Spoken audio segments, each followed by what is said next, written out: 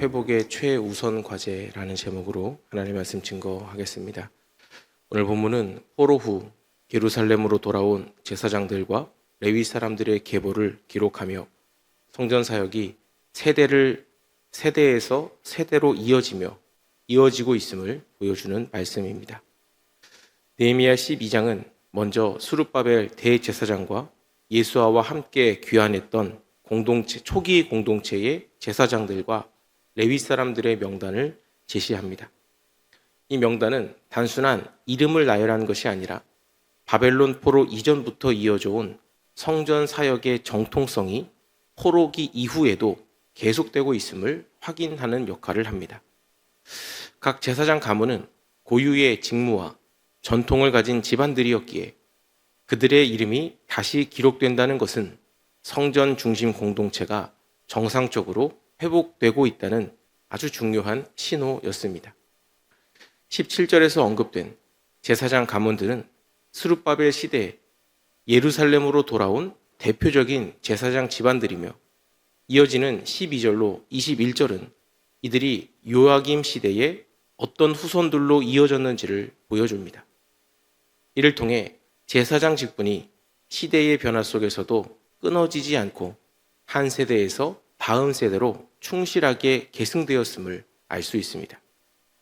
등장하는 가문들은 서로 다르지만 모두 하나님 앞에서 성전 사역의 순수성과 정체성을 지키기 위해 부르심을 받은 집안들이었습니다.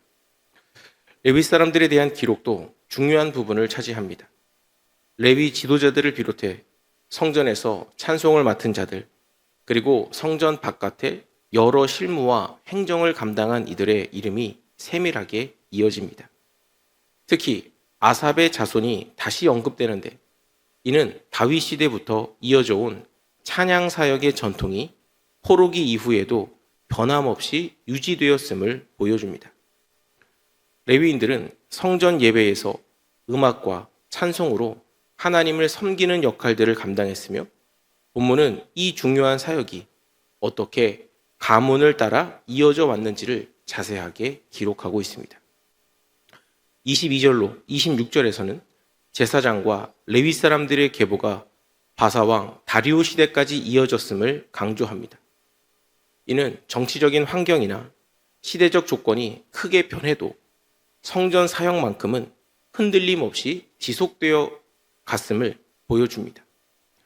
또한 이 명단이 역대기에 기록된 자들에 의해 정리되었다라고 언급하는데요.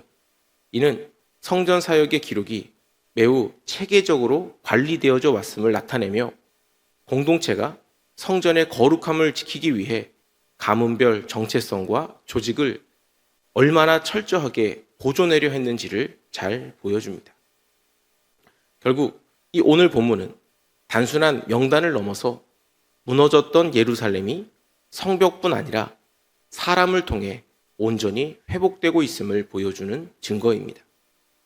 성전은 건물만으로 회복되는 것이 아니라 그곳을 섬기는 제사장들과 레위인의 헌신이 세대를 거쳐 이어질 때 비로소 살아있는 공동체가 되는 겁니다.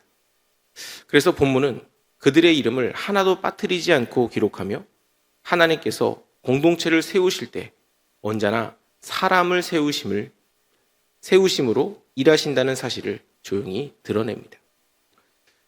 오늘 본문에 나타나는 하나님은 당신의 백성들이 언약 백성으로서의 정체성을 다시 확인하기 원하시는 분이십니다. 제사장과 레위 사람들의 계보를 세대별로 정확히 기록하게 하신 것은 단순한 명단 정리가 아니라 그들이 어떤 가문에 속했고 어떤 사명을 지닌 존재인지 하나님 앞에서 다시 자각하도록 하신 하나님의 의도였습니다. 하나님은 성전 사역을 이어가는 직분과 역할이 흐트러지지 않도록 보호하심으로써 이스라엘이 자신들이 누구인지 하나님의 선택을 받은 백성들이자 예배하는 공동체임을 잊지 않도록 하셨다는 것입니다. 진정한 회복은 성전과 성벽이 먼저 세워지는 것이 아니라 그 백성들이 자신이 누구인가를 분명히 아는 데서 시작됩니다.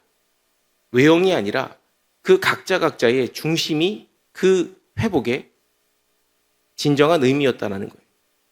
이 정체성이 흐려지면 이스라엘이 아무리 강성해지고 삶이 풍요로워져도 결국은 아무런 의미가 없는 것이었습니다.